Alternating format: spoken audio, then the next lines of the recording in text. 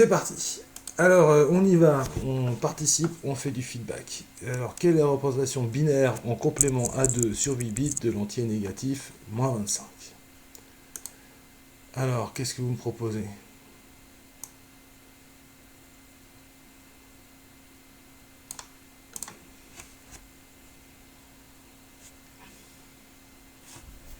N'hésitez pas à prendre la parole, à participer. Là, je vois qu'il y a des gens qui écrivent, c'est bien.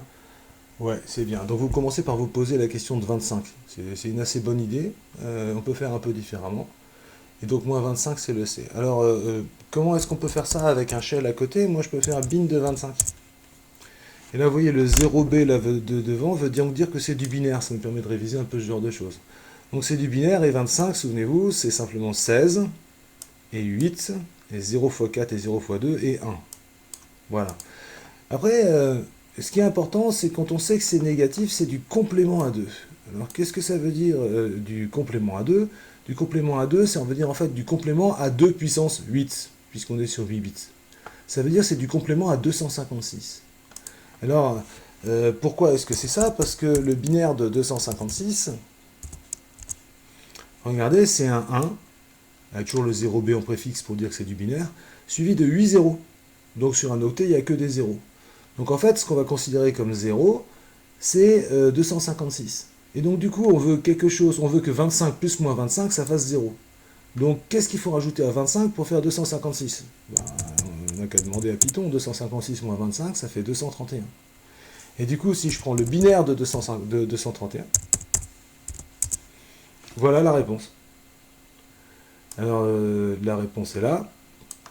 C'est donc pour nous la réponse D. Alors, juste par rapport à ce que tu proposais, Louis, toi, ce que tu as proposé, c'est le complément à 1, la réponse C. Et il faut rajouter encore 1 pour avoir le complément à 2 à la fin. On faisait un plus 1 au bout. Je ne sais pas si tu te souviens, Louis, à l'époque. Donc toi, ce que tu as fait, c'est que tu as inversé tous les 0 et les 1. Et tu as bien fait, tu as obtenu ça. Mais il faut encore rajouter 1 derrière. C'est pour ça qu'on obtient ça.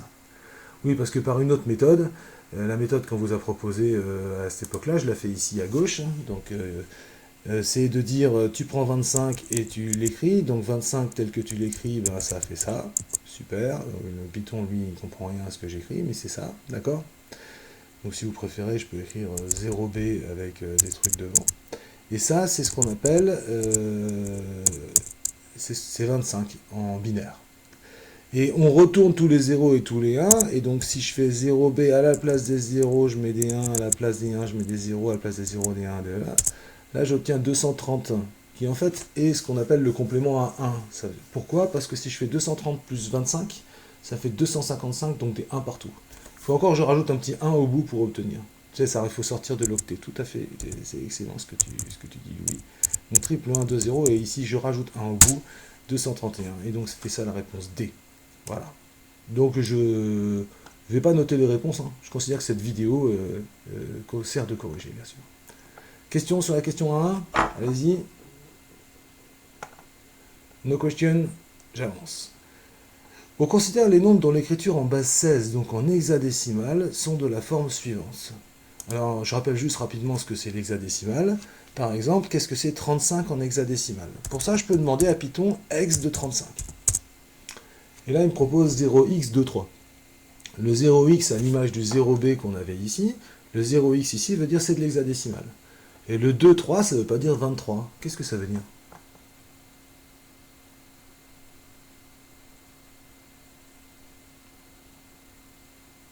Ah oui, participer, soyez spontané. Complètement. Ça veut dire 2 paquets de 16 plus 3. Ce 2 n'est pas un chiffre des dizaines, mais un chiffre complètement des hexadécimales.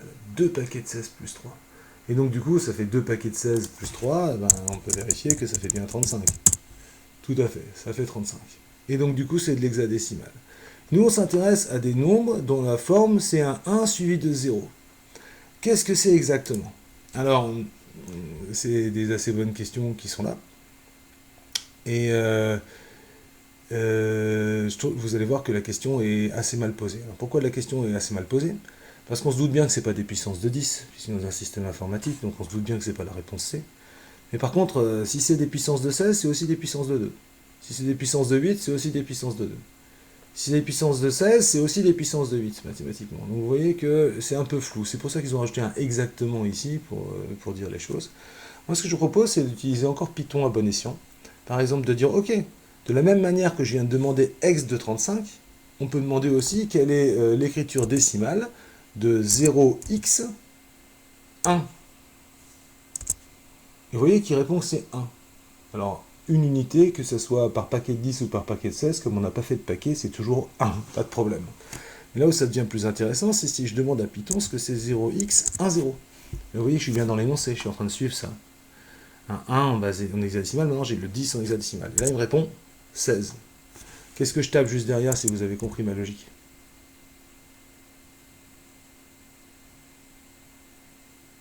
Allez-y, allez-y, sortez de votre boîte. Qu'est-ce que je tape tout juste derrière si vous avez suivi ma logique?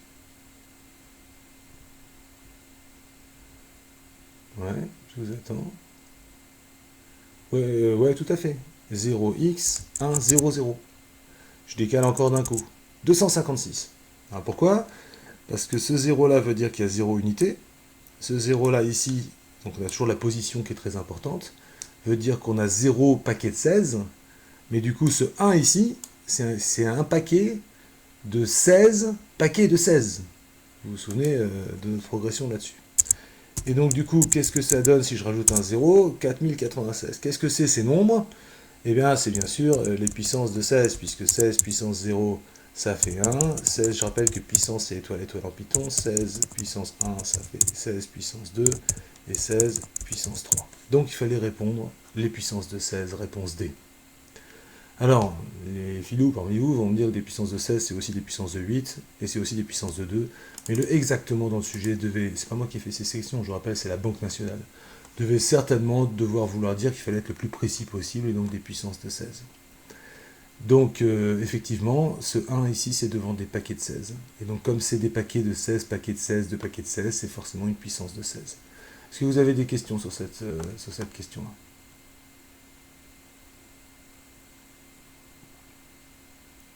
Ça va? Merci. J'attends encore 10 secondes de voir s'il y a des feedbacks, si vous pigez ce qu'on raconte, c'est quoi. Alors, si on ajoute trois chiffres à droite de l'écriture d'un binaire d'un nombre n strictement négatif, qu'est-ce qu'on obtient? Alors, soyons clairs, si on va parler à n'importe quelle personne qui ne fait pas d'informatique et on lui dit on prend un nombre 42, et si tu rajoutes 3 zéros au bout, bah, ça fait 42 000, c'est-à-dire 1000 fois 42. Donc, je doute bien que ce n'est pas la réponse qu'on attend ici, puisque c'est l'écriture binaire. Alors pour le savoir, ce qu'on va se faire, c'est qu'on va prendre l'écriture binaire d'un nombre. Donc par exemple, on va prendre l'écriture binaire de 42. Il y a pas mal parmi vous qui la connaissent par cœur, à savoir 1, 0, 1, 0, 1, 0. Et on va se poser la question de ce que c'est si je prends cette écriture binaire, donc 0b, 1, 0, 1, 0, 1, 0. Et vous voyez que l'utilisation du shell de Python est vraiment bien pour illustrer ce que je raconte. C'est pour ça que j'avais prévu de le faire comme ça, avec une vidéo. Je rajoute 3 zéros. 1, 2, 3. Tout le monde a vu que j'ai repris cette écriture-là, qui est l'écriture binaire de 42. Le 0b devant, c'est le préfixe pour que Python comprenne que c'est du binaire. Et derrière, cette écriture binaire de 42 que vous retrouvez ici, j'ai rajouté 3 zéros. Et qu'est-ce que ça donne? 336. 336, c'est quoi par rapport à 42? Est-ce que c'est 6 fois 42, 8 fois 42, 1000 fois 42, ou aucune des réponses précédentes?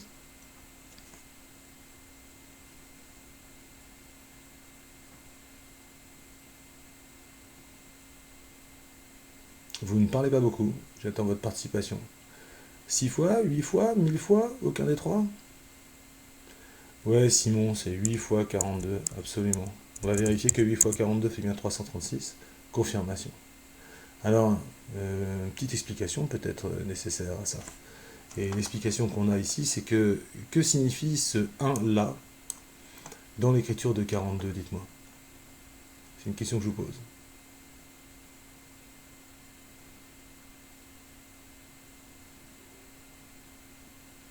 Oui, Alan, il signifie 2, je suis tout à fait d'accord.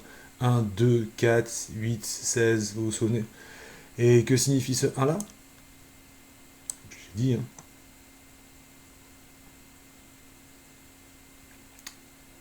Ce 1 là ici, il signifie par exemple 8, tout à fait. Et comme Bastien vient de l'expliquer, en fait, quand on met des zéros à droite, on change la position. Du coup, le 1 là qui valait avant 2, ce 1-là, dans cette nouvelle écriture, il vaut 16. Et ce 1-là, précédemment, qui valait 8, dans la nouvelle écriture, il vaut 64. C'est-à-dire 8 fois plus. Donc la bonne réponse est bien 8 fois n. Et pourquoi 8 ? Parce que 8, c'est 2 puissance 3. En effet, on passe, le 2, c'était 2 puissance 1, il devient 2 puissance 4.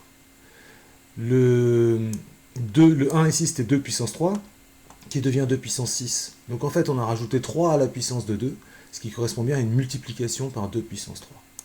Rajouter des zéros derrière, c'est multiplié par 2. Rajouter 3 zéros derrière, c'est multiplié par 2 puissance 3. Et du coup, si on rajoute un octet de 0 derrière, alors dans ce cas-là, le nombre il devient quoi ? Si on rajoute 8 bits égaux à 0 derrière, le nombre il est multiplié par quoi ? C'est une question que je vous pose. Donc, je reprends mon 42 ici. Et je rajoute 1, 2, 3, 4, 5, 6, 7, 8, 0. Et par rapport au nombre de départ, qu'est-ce que c'est ? J'ai multiplié par quoi ?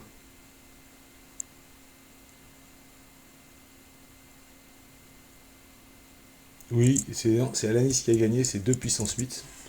J'ai rajouté 8 zéros, je multiplie par 2 puissance 8 qui est 256. Vous voyez qu'on obtient bien la même chose. Voilà, je trouve ça vraiment chouette ces QCM parce que ça nous permet à chaque fois de balayer toute l'année et de réviser des choses qu'on avait absolument oubliées. Attention, les questions ne sont pas forcément par ordre croissant. Par exemple, ça c'est une question vraiment facile. Quel est le nombre minimal de bits nécessaires pour représenter 79 en binaire ? La question, il faut aller jusqu'à 2 puissance combien ? Alors, c'est quoi la réponse ? 2, 6, 7, 8 ? Qu'est-ce que vous répondez ici ? Pas une question bien difficile. Allez, sortez votre boîte, là. Ouais, j'attends, on attend, là. Ça me fait plaisir de voir que tu participes. Ouais, tout à fait. Il en faut 7, je suis d'accord avec vous. 7, le code ASCII, alors plein d'explications possibles. En code ASCII, souvenez-vous, on a 128 possibilités. Ces 128 possibilités correspondent aux 7 bits seulement qu'on utilise, par exemple. Et sinon, simplement pour parler que de binaire, si je fais 2 puissance 6, j'ai que 64. Je suis donc trop petit. Et si je fais... pardon. 60, je suis donc en dessous. C'est pas trop petit. Si je fais 2 puissance 7, 128, c'est trop. Donc j'ai pas besoin d'aller jusqu'à 2 puissance 7. Je vais aller jusqu'à 2 puissance 6. Et en fait, simplement, on va juste se dire que 79, c'est 64 plus... Alors je vais pas prendre 16, ça c'est trop. Mais 64 plus 8, ça fait 72. Il me manque encore 4. Regardez, je fais du rendu de modé. Je suis en train de faire... En fait, ça c'est un algorithme glouton. Hein. Localement, ce que je fais, c'est une parenthèse par rapport à ce qu'on a dit la semaine dernière, c'est que je cherche le plus grand possible que je peux prendre comme pour du rendu de monnaie. Donc c'est derrière, après je prends encore 2, et après je prends encore 1. Et ça, j'obtiens ça. Pour le tester en Python, regardez, je suis en train d'écrire un truc naze, mais si je mets un double égal, c'est plus naze. Puisque si je mets un double égal, qu'est-ce que je fais ?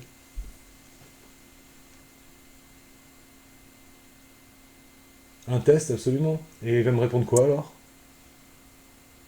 Si j'appuie sur Entrée, qu'est-ce qu'il répond ? Oui, oui, tout à fait. Qu'est-ce qu'il va me répondre ici ? Ah, je vois qu'il y a plein de gens qui sont en train de participer, j'attends vos réponses. Ouais, alors ? Oula, m'écrivez pas des romans. Ouais, ah, je vois, ouais, tout à fait. True. Ça veut dire que c'est vrai, on est d'accord. Du coup, ça veut dire que 79 en binaire, comment est-ce qu'il va s'écrire ? Et là, j'espère que ces révisions sont utiles pour tout le monde, hein, pour ceux qui suivent. Regardez, voilà l'écriture 79 en binaire. Et les 4 1 que vous voyez ici à droite, sans surprise, c'est les 8, 4, 2, 1 qui sont les 4 plus petites puissances de 2 positives. Et puis le 64, c'est lui là. Il est là. Donc vous voyez qu'avec ce QCM, on balaye vraiment bien les choses. Voilà, les écritures, parmi ces nombres-là, lequel est pair ? Oui, la réponse B, tout à fait, puisque si ça termine par un 1 ici, ça veut dire qu'à chaque fois, on rajoute 1 à la fin. Et si on rajoute 1 à des puissances de 2, 4, 6, 8, etc. Donc le seul qui finit pas par 1, 0. Ça, c'était une question que je pense vous avez dû trouver facile. Et ça fait 34, tu me dis, je te crois sur parole, ça voudrait dire que ça fait 32 plus 2 alors. Ok. Très bien, on avance sur les questions. Le résultat de la multiplication binaire, alors, 1, 0, 1, 1 fois 1, 0, 1. On peut très bien la poser, celle-là. Et faire une multiplication binaire, pas de problème. C'est peut-être pas ce que vous avez fait. Nathan, t'as fait quoi, toi? T'as fait 5 fois 11. Ouais, en fait, t'as dit que le nombre qui est là à gauche, c'est 11. Alors, pour ceux qui ne voient pas de quoi on parle, si je fais bin, pas bin, si je fais 0b. Donc 0b, c'est une manière d'écrire un nombre binaire, vous avez compris dans le shell. 0b, 1, 1, 1, 1, j'obtiens 11. Donc effectivement, c'est 11 le premier nombre. L'autre, c'est 4 plus 1, ça fait 5. Je pense que c'est assez facile pour tout le monde. Et après, si tu fais 5 fois 11, tu trouves combien? Bah, 55. Qu'il faut écrire en binaire, ce qu'on peut faire en faisant bin de... alors regardez, je vais carrément faire un truc rigolo. Regardez, je fais la multiplication des deux nombres en binaire directement en Python. Alors évidemment, j'ai pas besoin de faire ça, hein. J'imagine que 55, tout le monde sait que c'est 32 et 16 et 4 et 1. Voilà. Il manque quelque chose. Il manque un 2, 32 et 16 et 4 et 2 et 1, je le vois ici.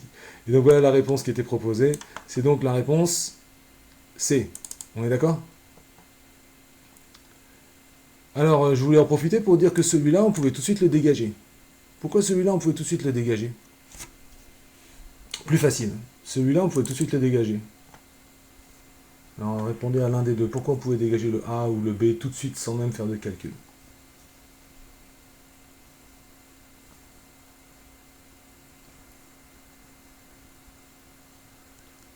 Ouais. Ouais, déjà le A, il n'y a pas de 2 en écriture binaire, tout à fait. Ça marche Nathan et Bastien, je suis d'accord avec vous. Et celui-là, pourquoi on pouvait le dégager? C'est assez lié à la question qu'on vient de faire juste avant. Ouais, complètement, ce nombre-là est pair. Or, ça, c'est le produit de deux impairs. On le voit parce qu'il y a un 1 au bout. Donc le produit de deux nombres impairs est forcément impair, et pas pair. Donc ça ne pouvait pas être le B non plus. Du coup, ça devait être l'un des deux ici en dessous, et c'était celui-là, comme on l'a vérifié ici. Alors, j'espère que c'était clair pour le thème A. On avance, thème B, type construit. On considère ce code suivant qu'envoie cet appel. Tiens, je pense que ça, c'est la seule que j'ai oublié de programmer. Alors, je vais rapidement faire un petit new file.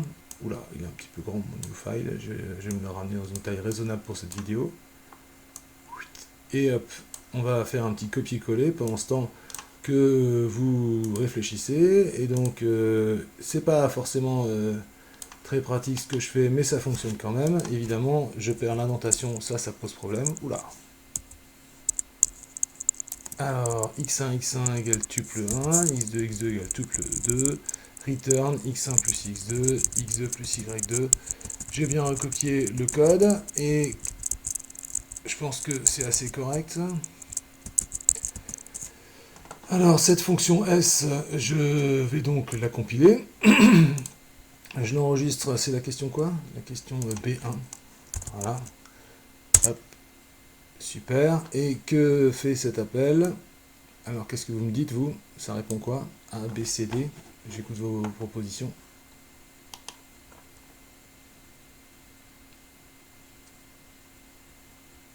Alors, Bastien me dit A. On tente? 3, 7, donc A. Alors déjà, vous l'avez vu, c'est sympa de l'avoir vu fonctionner en Python aussi. Hein, c'était ça mon idée, hein, chaque fois de revenir à ces choses comme ça. Maintenant, on va peut-être expliquer pourquoi. Et parce que quand j'envoie 1, 3, 2, 4, j'envoie donc deux tuples. Ça veut dire que, qu'est-ce que c'est tuple 1? Quand je fais cet appel, il y a, souvenez-vous, on dessinait des armoires en classe, et dans cette armoire, il y a un tiroir tuple 1 qu'on ouvre. Qu'est-ce qu'on met dans ce tiroir tuple 1? Cette armoire n'est valable que pour la fonction. Vous vous souvenez de ces petits trucs qu'on faisait à l'époque? Ouais, qu'est-ce que c'est tuple 1? C'est la question que je pose. Oui, Alanis, c'est 1, 3, tout à fait. Et qu'est-ce que c'est tuple 2, du coup? Ben, c'est 2, 4, ici. Donc tuple 1, c'est 1, 3. Du coup, quand je fais x1, y1 égale tuple 1, Python va affecter à x1, 1, et à y1, 3. De la même manière, x2 et y2 vont être affectés à tuple 2. Donc que va valoir x2 et que va valoir y2? Que va valoir x2?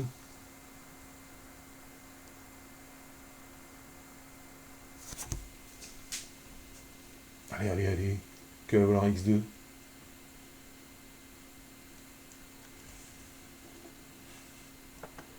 Oui, 2 et y2, 4. Oui, Alice et Bastien.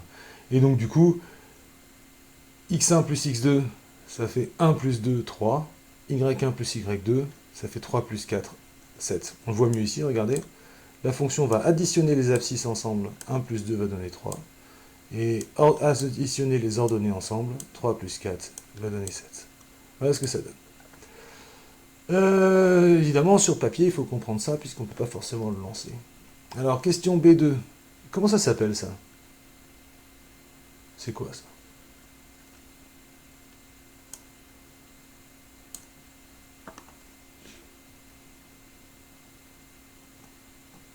Très bien. Ça s'appelle une liste en... Alors, comme tu l'as écrit, Bastien, c'est pas tout à fait juste. Oui, c'est mieux comme ça. Une liste en compréhension.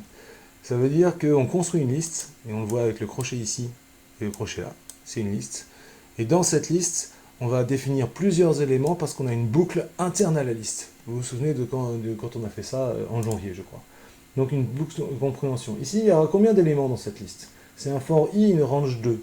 For i in range 2, ça fait quoi? C'est quoi? I va prendre quelle valeur? Quand on fait for i in range 2, i va prendre quelle valeur? Je répète ma question. Quand on fait un for i in range 2, i va prendre quelle valeur?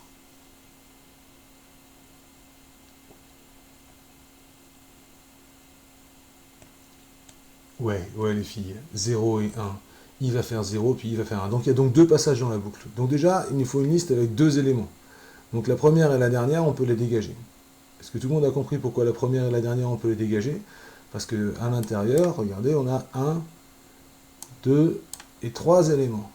Alors que quand on fait for i in range 2, on n'aura bien que deux éléments, avec i qui fait 0 et 1.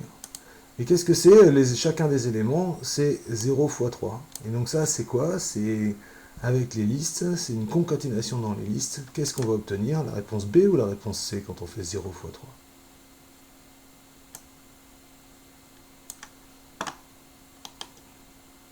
Vous avez vu que je l'ai recopié en bas à gauche, ici dans le shell, et on constate qu'on trouve la réponse B. En effet, ce 0 fois 3 ici correspond bien à une sorte de concaténation dans la liste de trois éléments qui font 0. 0, 0, 0. Donc c'est une liste de deux éléments avec chaque fois trois valeurs initialisées à 0. Souvenez-vous, dans le traitement d'image, avec la vidéo sur Lumni, on avait ce genre de création de liste en compréhension pour les images. Alors, encore une liste de listes à la question précédente, où ici, il y avait une faute de frappe, ici il y avait un L sur le sujet précédent. Ici, on a cette liste T qui est définie ainsi. Et quand on a cette liste T définie ainsi dans le shell, est-ce qu'il la prend comme ça? Oui, il la prend comme ça. On va juste vérifier qu'il a bien compris. Ok, il a bien compris. Donc cette liste T, elle contient combien d'éléments? Personne qui n'a pas fait d'informatique, elle va répondre 20. Attention, c'est pas la bonne réponse. Cette liste T, elle contient combien d'éléments?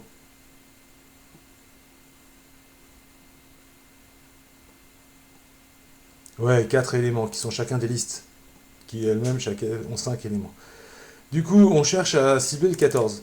Donc le 14, ici, il est dans quel élément? Celui-là.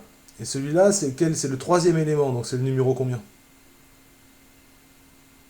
C'est le numéro 2, et dans cet élément, pour avoir 14, il faut aller chercher le troisième indice. Donc du coup, vous me proposez 2 et 3, c'est-à-dire la réponse A. On va vérifier. T2, 3, 14. Alors, T3,2 marche pas du tout dans l'autre sens, puisque T3,2, ça irait prendre l'élément 3 et le 2, donc normalement 18, si je ne me trompe pas. 14-18, c'est la guerre, blague pourrie du jour. Et attention, les deux derniers, finissez ma phrase, attention les deux derniers, que ce soit le B ou le D. Mais oui, ça n'existe pas, et donc du coup, pouf, du rouge. List index out of range, on sort, puisque ce sont un élément... Alors j'ai dit les deux derniers, mais c'était que le dernier, excusez-moi. Il n'y a pas d'élément 4, c'est 0, 1, 2, 3. Ce dernier élément étant le numéro 3. Ok, super. Je continue à avancer dans la compréhension du cours. Alors, ça ici, ports, dites-moi, c'est quoi? C'est quoi ports?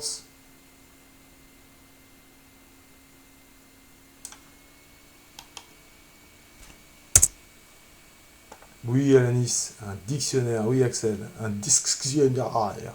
Un dictionnaire, en effet. Un dictionnaire qui a combien d'éléments?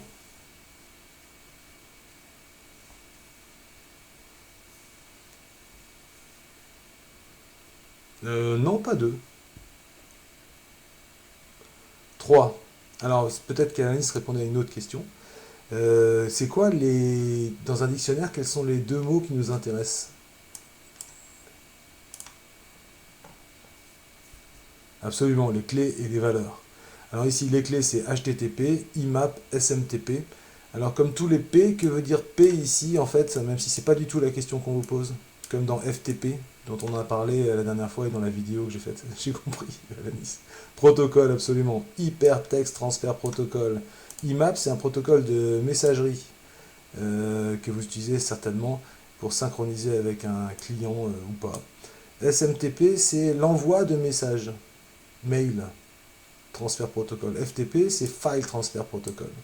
Bon, peu importe, c'est pas le sujet. On a donc trois clés et à chaque fois des ports qui sont en fait des ports Internet sur lesquels on envoie les données. Et on a défini donc ce premier dictionnaire et puis ensuite, port FTP égale 21. Mais est-ce que ça existe FTP? Non. Alors du coup, on se dit, est-ce que ça va faire une erreur? Est-ce que key not found, parce qu'il trouve pas, not found, pardon, parce qu'il trouve pas la key, ça va fonctionner? Pas d'erreur. Pas d'erreur. Alors, puisqu'il n'y a pas d'erreur, on peut lui demander de nous dire, ok, alors vas-y, affiche-nous print port de FTP, et qu'est-ce qu'il va écrire? Eh bien, il va écrire 21. Si c'était pas une question difficile, regardez, port de CFC 21, print port de FTP, bah, ça fait 21. Alors, qu'est-ce que je devrais taper pour avoir FTP 21 comme à la réponse C?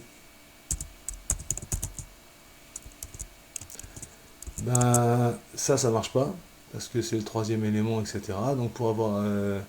comment je pourrais faire ça? Il faudrait d'abord que je le convertisse en ligne, non, c'est un peu compliqué, excusez-moi. Je suis en train de faire un peu n'importe quoi. Oubliez ce que je suis en train de faire. Le 3, il est intéressant, parce que une fois qu'on a rajouté ça, alors on a rajouté une quatrième clé. Donc on pourrait se dire que c'est la clé numéro 3. Et j'ai fait la même erreur que vous, mais ça fonctionne pas. Que lui, mais ça fonctionne pas. Alors on définit maintenant cette liste. Alors ça c'est une question assez facile. Si liste c'est 1, 2, 3, 4, 5, 6, qu'est-ce que c'est L2, 3? C'est vraiment une question pour que tout le monde ait des points et j'espère que c'est une question qui vous plaît.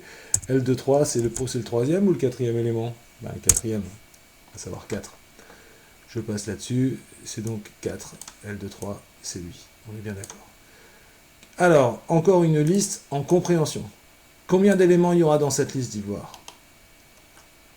Ben, c'est in range 5. In range 5, ça fait 5 éléments numérotés de quoi à quoi? De 0 à 4, oui Alice. Et donc du coup, le premier élément, ça sera... Alors déjà, attention, il n'y a pas écrit 2 puissance k ici, il y a écrit 2 fois k. Donc le premier élément, ça sera 0, puisque c'est 2 fois 0. Et le dernier élément, ça sera 2 fois 4, à savoir 8. Donc ça commence à 0, ça finit en 8, c'est la réponse A. Qu'est-ce qu'il faudrait que je change pour avoir celle-là? Pour avoir celle-là, je prends exactement la même chose, mais ce que je dois changer, c'est que ce n'est pas des multiples de 2, c'est des puissances de 2. Donc il faut que je rajoute une étoile. Attention à bien lire les choses, pas se planter. Si je rajoute une étoile, ça donne bien ça. Ici, ça, c'est des décalages. C'est les deux réponses-là, sauf qu'on a changé. Le premier i, c'est plus 0, c'est...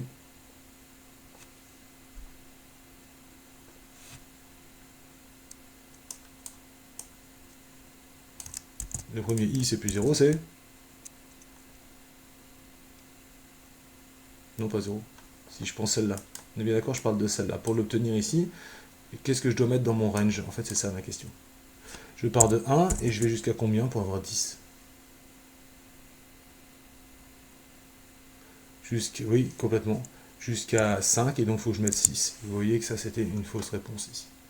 Je rappelle que range peut avoir deux éléments début et fin et que s'il n'y a pas le début, ça part de 0. Il peut y avoir un troisième élément pour le pas, mais vous le savez. Ok, question C1. L'entier positif dont l'écriture binaire c'est ça se représente en hexadécimal par quoi? Alors, évidemment, Python peut répondre ça en une ligne.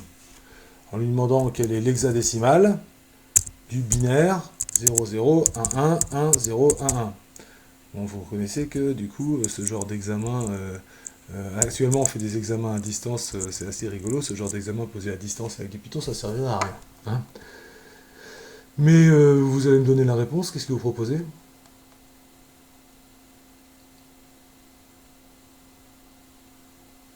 Ah, vous proposez rien. C'est pas beaucoup, rien. Qu'est-ce que vous proposez? Ouais, on sépare en deux, donc 3b. Alors d'abord, Python me dit 3b. Vous avez vu pour l'hexadécimal 0x devant pour dire que c'est de l'hexadécimal, je vous rappelle. Et c'est bien 3b, pourquoi c'est 3b? Parce que quand on a un octet, et c'est très pratique pour les codes de couleurs qui sont sur un octet entre 0 et 255, et donc vous savez que sur Internet, dans les pages HTML, on met les codes de couleurs sous cette forme-là, en hexadécimal. Et donc un octet, c'est une couleur, et par exemple, ça pourrait être un code de rouge, de vert ou de bleu. Les bits que j'ai surlignés, c'est les bits de poids fort. Les bits que je surligne maintenant, c'est les bits de poids faible. Je vous le rappelle, dans un octet qui a 8 bits. Et donc, les bits de poids fort ici, si ce 1 ici vaut 16.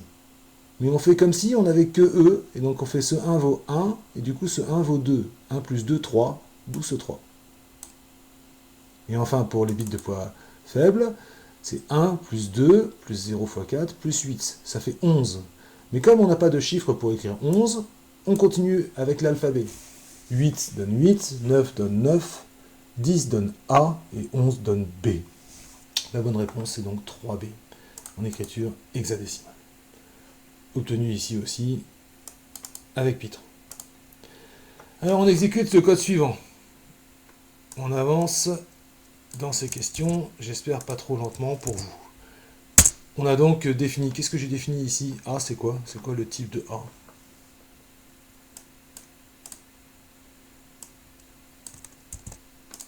C'est une question facile, c'est quoi le type de A? Ouais, il y a des gens que j'entends pas du tout, là, n'hésitez pas à participer, hein. C'est une liste tout à fait. Et si je fais A.append4, il dit rien, mais qu'est-ce qu'il a fait?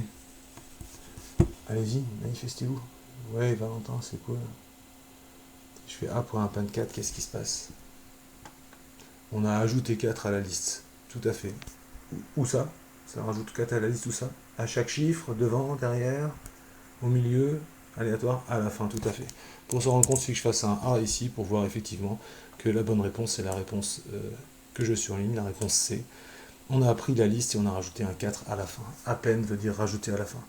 Je veux juste dire pour tout le monde que à la fac par exemple, quand je fais des cours, les gens ne sont pas habitués à append parce qu'on leur fait pas de méthode. Du coup, on leur dit de rajouter à la fin. Donc ça, c'est une concaténation. Rajouter à la fin une liste qui contient 4. Et ce que je viens de taper ici en bas à gauche, c'est exactement le même effet qu'un append. Et c'est une autre manière d'ajouter des éléments à la liste pratiquée par d'autres personnes. Voilà. J'avance, Jon Snow c'est pour plus tard, you don't know anything. Et ici maintenant, on définit une table d'élèves, etc. Alors, c'est pas forcément facile à lire cette affaire-là. J'ai proposé du coup un petit code, comme le code C3, le voilà, où ça devrait être un petit peu plus facile à lire. Et donc ici, notre table élève, c'est quoi? C'est quoi le type de table élève? C'est quoi? C'est une liste qui contient combien d'éléments? 3 éléments, qui sont tous des dictionnaires. Alors ici, vous avez bien sûr des pionniers de l'informatique, Ada Lovelace, John Weinman, qui a donné son nom à l'architecture, Ada Lovelace, premier programme, Charles Babbage, une machine, première machine impressionnante, calculer tout ça. On leur donne des as de précocité, etc. Super. Et donc ici, on a donc une liste qui contient des dictionnaires. Les dictionnaires, que ce soit les clés ou les valeurs, sont des chaînes de caractères ici. Sauf âge, qui lui est une valeur numérique. Et on crée une liste finale, donc comme son nom l'indique, c'est une liste.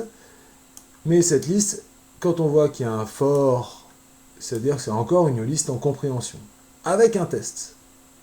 Donc on prend les élèves pour tous les élèves de la table élève, où élève de âge est supérieur ou égal à 18. C'est une question un peu plus subtile que celle qu'on avait. Je compile cette affaire-là. Et la question c'est qu'est-ce que c'est liste finale? Et donc j'ai qu'à lui demander après compilation. Et regardez, liste finale, c'est quoi? Eh bien c'est une liste. Et c'est une liste qui contient un dictionnaire. Donc c'est une liste dont les éléments sont des dictionnaires, c'est-à-dire des mêmes éléments que la table là. Donc qu'est-ce qu'il fallait réponse comme réponse? Est-ce que c'est une liste de prénoms? Non. Est-ce que c'est une liste des âges? Non. Est-ce que c'est une liste des élèves majeurs de la table? Oui. Alors puisqu'on veut un âge supérieur ou égal à 18 ans. Et chaque élément étant représenté par un dictionnaire ou par une liste, eh bien, vous voyez bien que chaque élément c'est un dictionnaire puisque c'est un élément de cette table. C'était donc la réponse C. Question peut-être un peu plus subtile et un peu plus difficile à comprendre que les autres. Je voudrais juste quand même vous dire que si vous comprenez ça sans problème, vous devez mesurer le chemin que vous avez parcouru depuis le début de l'année, ce que ces QCM permettent de faire. Alors, qu'est-ce que Alice, Canel, Casimir, Emilien, A, B, C, D, E, F, c'est quoi maxi de L?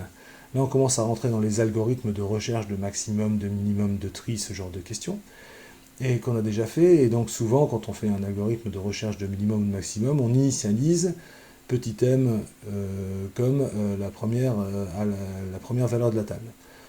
Est-ce que c'est le maximum ou le minimum qu'on recherche? Comme la fonction s'appelle maxi, on s'embrouille pas. Mais vous voyez bien qu'on cherche, si c'est plus grand, on remplace. Alors, qu'est-ce que ça va rendre cette affaire-là, comme code? Alors, on va regarder ça un petit peu. Et pour ça, on va par exemple ouvrir le code C4 qui était pré-programmé. Le voilà ici. Voilà. Il pourrait quand même s'ouvrir un peu plus petit tout de suite. Alors on est bien d'accord qu'on est bien en train de travailler sur le bon truc. Et là maintenant, que va être la liste L à la fin? Eh bien alors, la question c'est maxi de L, ça va être quoi?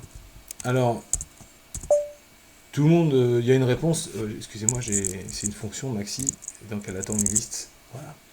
Alors notez que je lui envoie avec maxi de L dans la c'est T qui va récupérer l'adresse de la liste dans la fonction. Vous l'avez compris, je l'espère.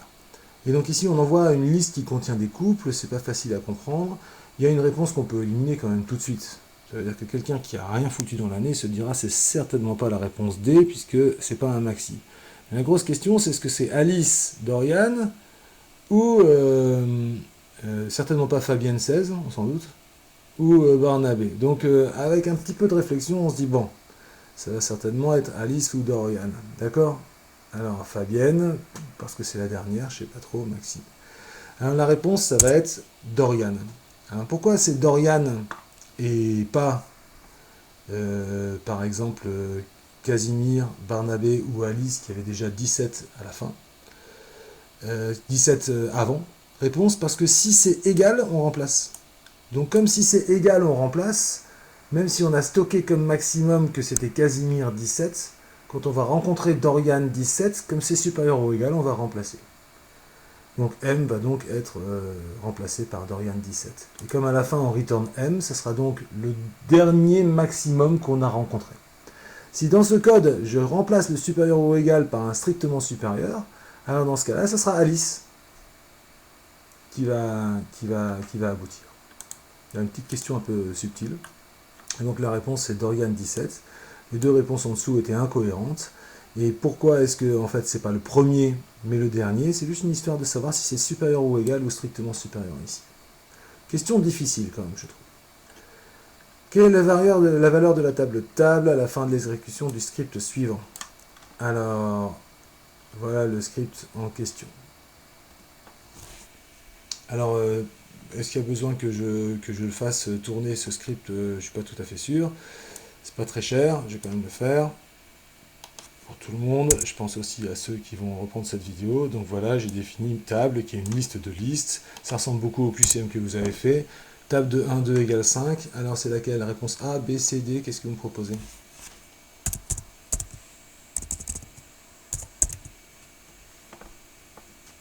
Bastien dit réponse C. Table de 1, c'est lui. Non, pas lui. Table de 1, c'est lui. Vous êtes d'accord? Table de 1, de 2, c'est lui. Ouais, il y a Vico. Ouais, c'est la Célico, t'as raison, puisqu'on remplace ce 3 par un 5 avec cette affectation. On le vérifie en bas à gauche, regardez, on a bien remplacé le 3 qui était ici par un 5. C'est bien la réponse C, qui est la bonne réponse. La réponse C. Laquelle de ces informations est vraie? Voilà. Alors, qu'est-ce que vous me proposez? On peut ouvrir un fichier CSV avec un tableur. Un fichier CSV permet de gérer l'apparence du code dans l'éditeur. Qu'est-ce que vous me répondez ici? Question de cours un peu là, cette fois-ci. Hein.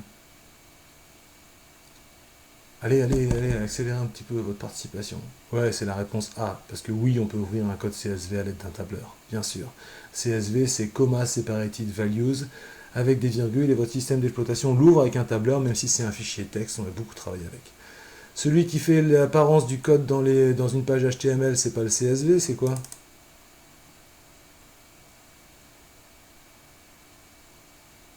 C'est le CSS, très bien Alice. Ok, on change de thème. Interaction entre l'homme et la machine sur le web. Oui, tout à fait, le CSS. Alors, quelle balise HTML permet de créer des liens entre pages? Ah tiens, il y a quelqu'un qui m'a envoyé une mauvaise réponse ici. Alors, des liens entre des pages. Alors, c'est laquelle? C'est quelle balise?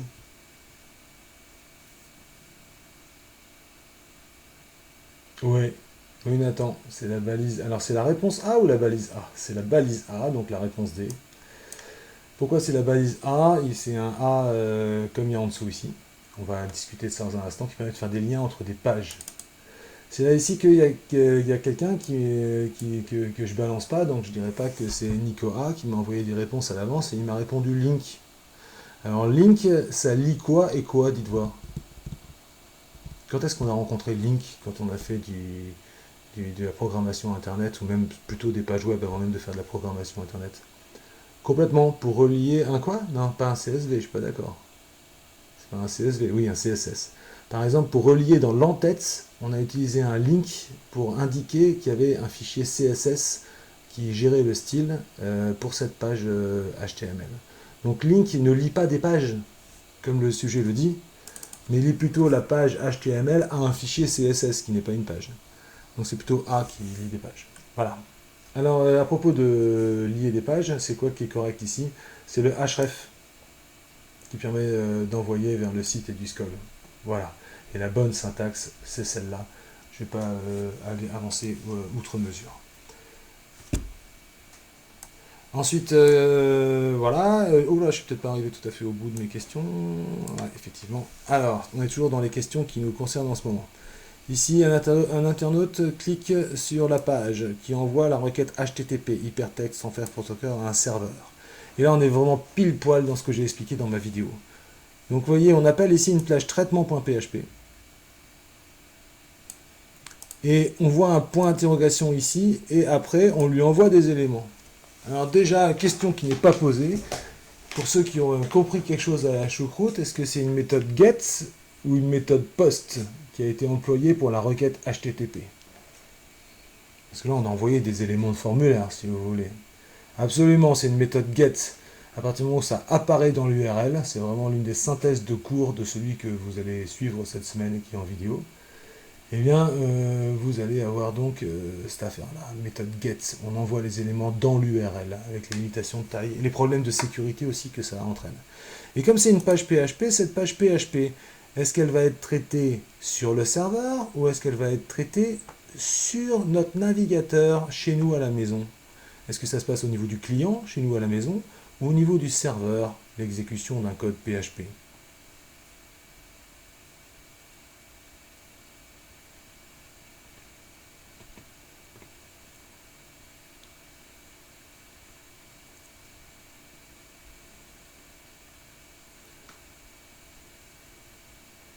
Plus tard, Bastien, je réponds à cette question tout à fait. Alors je réponds tout de suite.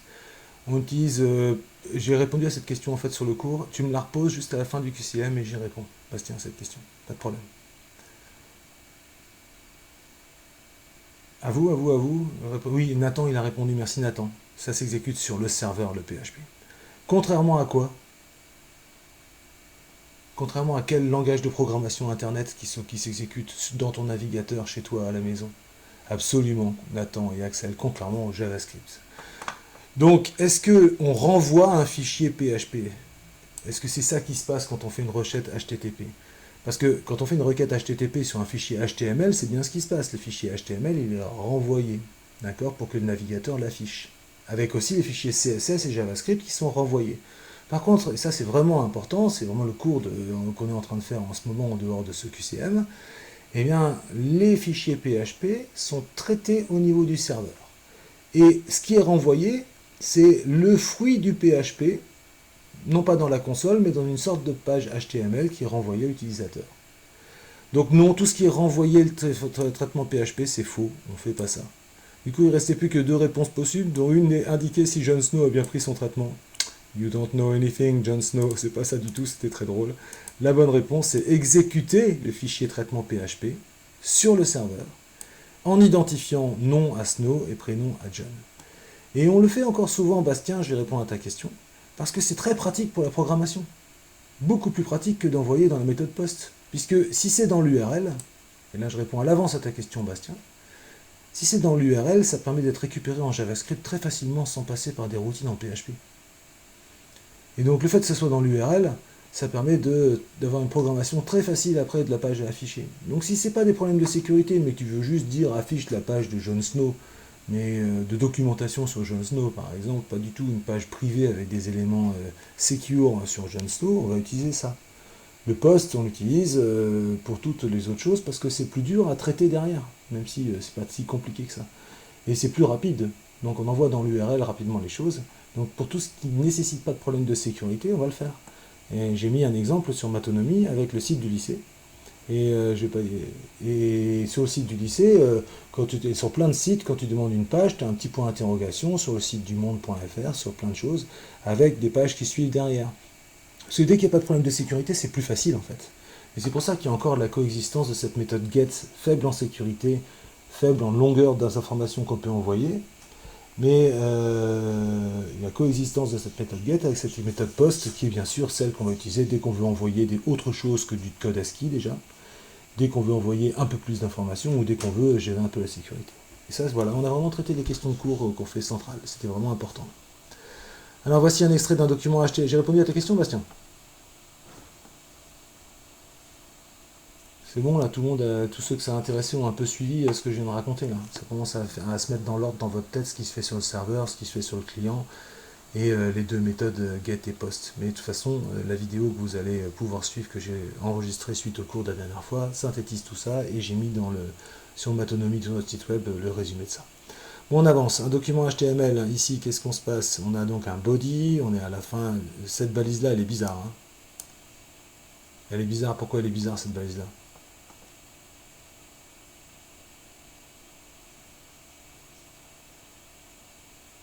Ouais, il manque plutôt le slash que le anti-slash. C'est une balise fermante, il devrait y avoir un slash ici. Donc je pense que je vais corriger ça. Et ici, vous avez un titre de niveau 1 avec une balise span, comme exactement ce que j'ai fait d'ailleurs dans le code que vous avez dans la vidéo. Et vous avez qu'est-ce qui manque ici? C'est ça la question. Ben, on voit bien que clic ici, il se passe, on a la fermeture ici d'une balise button, donc on se doute bien qu'ici on ouvre une balise button. Mais laquelle est celle qui va permettre d'enclencher la fonction JavaScript action bouton? Alors, c'est laquelle?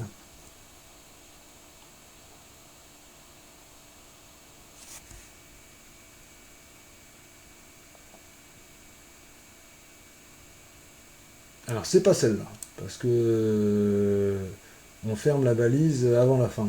Et c'est bizarre, on fait un clic égal, etc. On se doute bien. C'est pas celle-là non plus, parce que onClick est mis à l'intérieur de la balise button, alors que onClick devrait être un attribut de button. Donc c'est la première ou la deuxième? Réponse, c'est la deuxième. C'est onClick qui permet d'obtenir l'action d'un clic. Contrairement à un clic qui est en fait le fait de forcer le clic en JavaScript, ou de faire comme s'il y avait un clic en JavaScript. Donc c'est onClick. Voilà.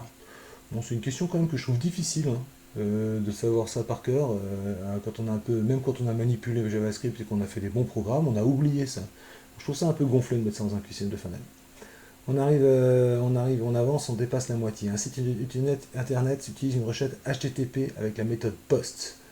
Alors, est-ce que les données envoyées sont visibles? Est-ce que les données envoyées sont visibles avec POST?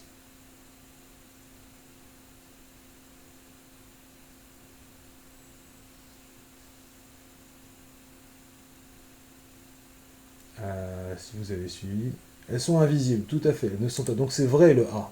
Mais on vous demande laquelle est fausse, encore une question tordue. Est-ce qu'il est possible de transmettre en poste des données de type binaire? Ben, je viens de dire qu'en GET, on pouvait envoyer que de l'ASCII et 2048 caractères. Donc oui, en poste, on peut envoyer des données de type binaire. Est-ce qu'il n'y a pas de restriction de longueur? Ben oui, puisque j'ai dit que c'était en GET qu'il y avait une restriction de longueur pour les données transmises. Donc du coup, la seule réponse qui est incorrecte, c'est les données sont-elles cryptées? Et elles ne sont pas cryptées, les données. Donc c'était ça. C'est quelque chose d'ailleurs d'assez avancé aussi comme question. Et je trouve encore ça une question difficile. Et je suis content que vous n'ayez pas eu ce genre de questions en fin d'année, cette année. Quelle est la machine qui va exécuter JavaScript? Allez, participez un peu plus vite qu'on avance. Dites-moi, c'est quoi qui va exécuter JavaScript? C'est le serveur? C'est la machine utilisateur? Oui, c'est la machine d'utilisateur sur laquelle s'exécute le navigateur web. Tout à fait. Ça, en aucun cas, ça sera le serveur pour un JavaScript perso. On est bien d'accord. Il peut y avoir du JavaScript côté serveur, mais on ne parle pas du JavaScript qui inclut une page HTML comme ça sera du JavaScript. Mais en général, en utilisant un autre langage côté serveur, on peut faire du JavaScript côté serveur. Mais c'est pas du tout ce qu'on fera en NSI.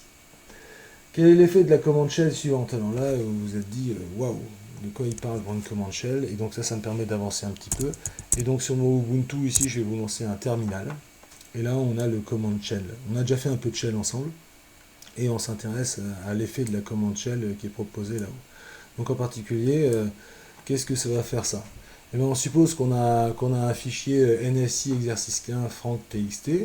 Alors pour l'avoir, par exemple, on peut lancer un petit éditeur de texte, puisque c'est un fichier TXT. Voilà, je lance un petit éditeur de texte qui vient d'arriver, et je vais faire un blabla. Blabla.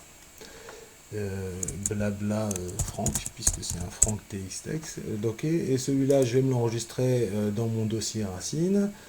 Alors, il doit s'appeler comment? Excusez-moi, je me perds entre mes fenêtres. Là, vous voyez un peu tout ce qui est ouvert. Hop, il doit s'appeler NSI X1 franc.txt avec une majuscule. Ça sent la boulette. NSI, pardonnez, tiré du bas, je vais faire un copier-coller, je suis con. Je vais faire mieux. Bon, vous voyez pas forcément ce que je tape là-haut, mais je suis en train de l'enregistrer sous le bon nom, etc. Voilà. Alors j'ai enregistré ce fichier NSI franc.txt, etc. dans ma racine. Ça veut dire que, pour réviser un petit peu, qu'est-ce que je dois faire pour voir les fichiers du dossier courant? Dites-moi. Pendant ce temps-là, je vous précise que là, il y a écrit Arnold at Noldy Laptop. Ça, c'est le nom de mon ordinateur. Vous l'avez peut-être vu tout à l'heure quand j'ai fait des systèmes Ubuntu. Sinon, vous pouvez revenir dans la vidéo. Et Arnold, c'est mon utilisateur. Et là, maintenant, la question, c'est qu'est-ce que je tape pour voir les fichiers qu'il y a dans le répertoire?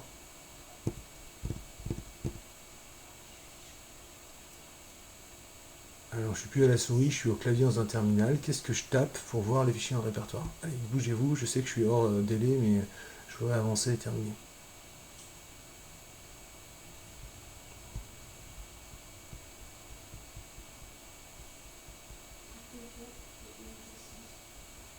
Ouais, Bastien.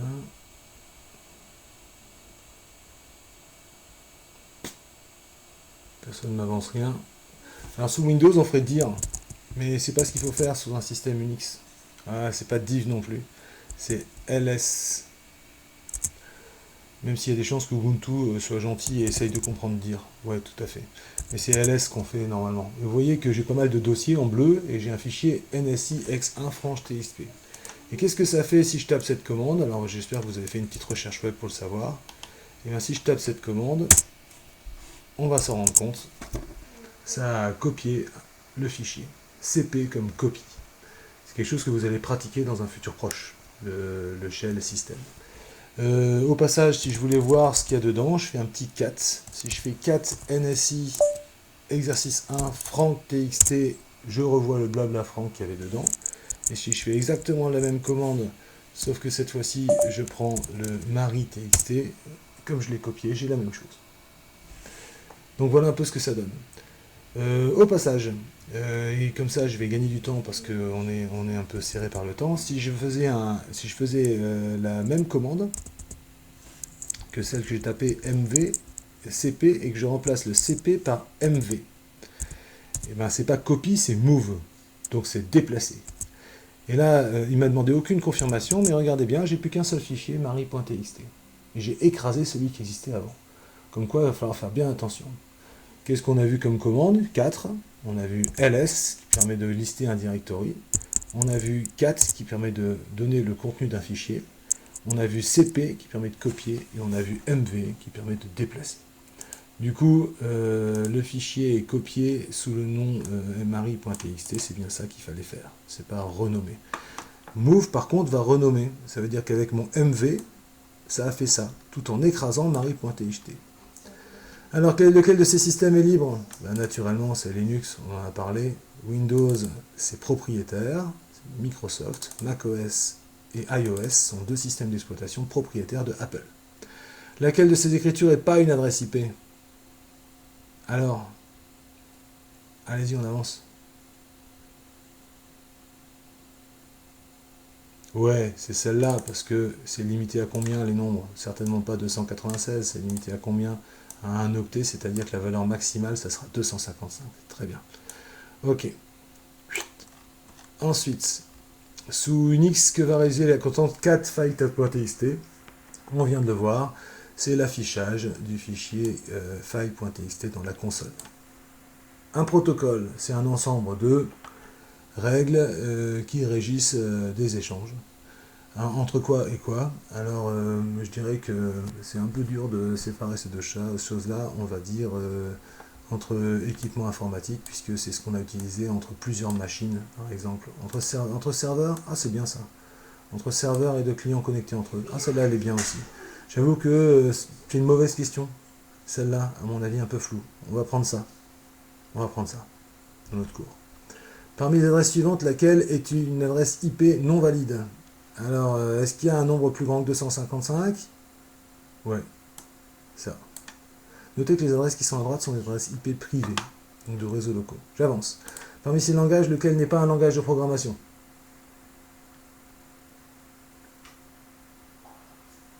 HTML, accordé. Les autres, on les a tous pratiqués.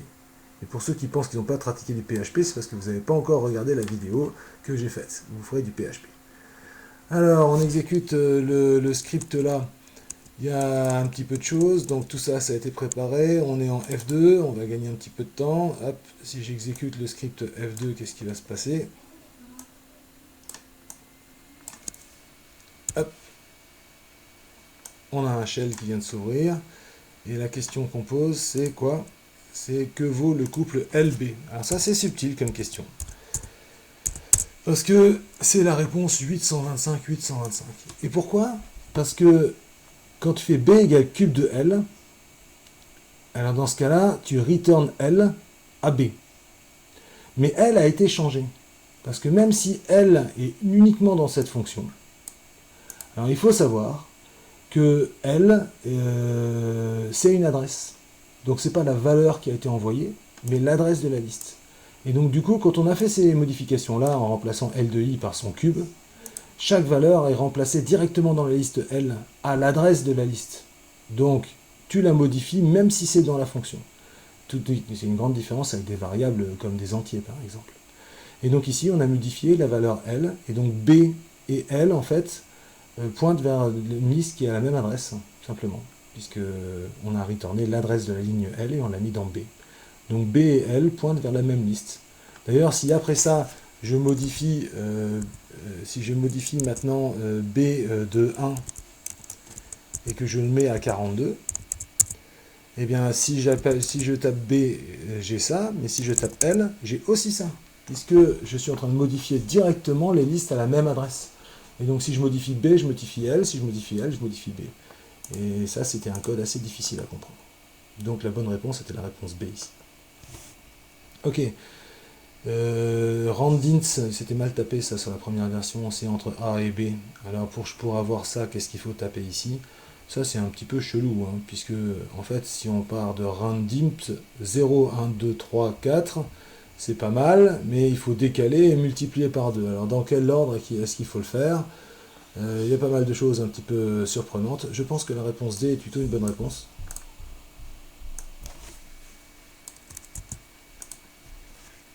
Et donc, évidemment, pour pouvoir l'utiliser, il faut que j'importe roundint.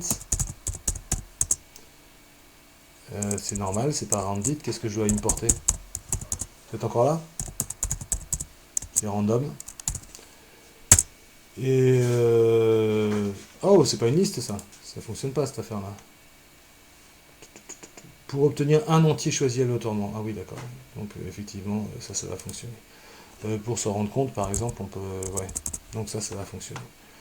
C'est pas forcément facile de cette affaire-là. Ça, c'est une question hyper facile. J'accélère un petit peu. Et c'est ça qu'on a utilisé plein de fois. Hein. De la bibliothèque math import sqrt. Alors vous notez que pour pouvoir faire math sqrt, il faudrait que je fasse import math et après je tape math sqrt. C'est toute la différence avec ce que j'ai maintenant. Bien. Chers élèves, on est arrivé à 11h21. J'avais promis quelque chose de plus court. On est un petit peu plus loin. Ce que je vais faire, c'est que moi j'enregistrerai la fin de cette vidéo et je publierai la fin des corrigés un peu plus tard pour vous les preniez quand vous voulez. Ce que je voulais juste dire, c'est que j'espère que vous vous impliquez sur ces QCM et que ça vous donne satisfaction. Donc je vais enregistrer la suite juste après.